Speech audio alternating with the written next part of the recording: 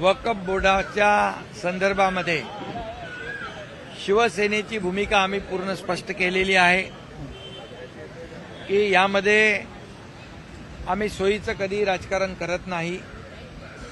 सोयीचं राजकारण करणारे लोक याचा हिंदुत्वाशी संबंध नाही, याचा अमक्याशी संबंध नाही असं जेव्हा म्हणतात तेव्हा त्यांच्या भूमिकेवर संशय घेण्यासारखी जागा निर्माण होते.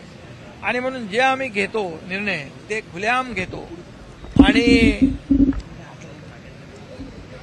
जे बाळासाहेबांचं जे विचार आहेत, आनंदीगे साहेबांचे विचार जे आहेत, आम्ही जो निर्णय घेतो तो खुलेआम घेतो. आम्ही असं होईल तसं होईल याचा संबंध त्याच्याशी नाही, हे असं दुटप्पी भूमिका आम्ही कधी घेत नाही. म्हणून आमची भूमिका स्पष्ट आम्ही घेतलेली आहे, सडेतोड भूमिका आम्ही घेतलेली आहे आणि सर्वसामान्य माणसाच्या हिताची भूमिका घेतलेली आहे.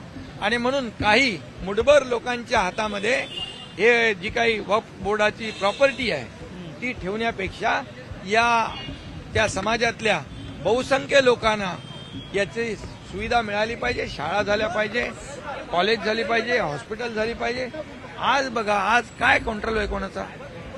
आणि म्हणून हे जे काही वक्फ बोर्डाचं बिल आहे हे मुस्लिम समाजाच्या देखील हिताचं फायद्याचं आहे आणि त्याचा त्यांनी विचार केला पाहिजे. आणि जे आता भूमिका तुम्ही सांगितली कोणी घेतली ती काय म्हणतात अरे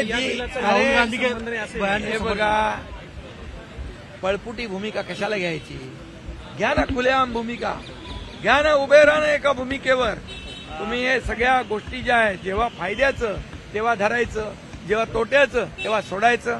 त्यामुळे धरलं की चावतंय, सोडलं की पळतंय, अशा प्रकारची जी काय भूमिका घेतल्यामुळे आज त्यांची ही परिस्थिती झालेली आहे.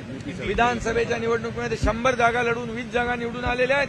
आणि यापुढे देखील ज्या निवडणुका होतील, मुंबई महापालिका असेल, स्थानिक स्वराज्य संस्था असेल, जनता यांना त्यांची जागा दाखवल्याशिवाय राहणार नाही. हे आता बघायचं आहे की बाळासाहेबांचे विचार त्यांची भूमिका घेऊन पुढे जात आहेत की राहुल गांधी हे सांगतायत तसं करतायत.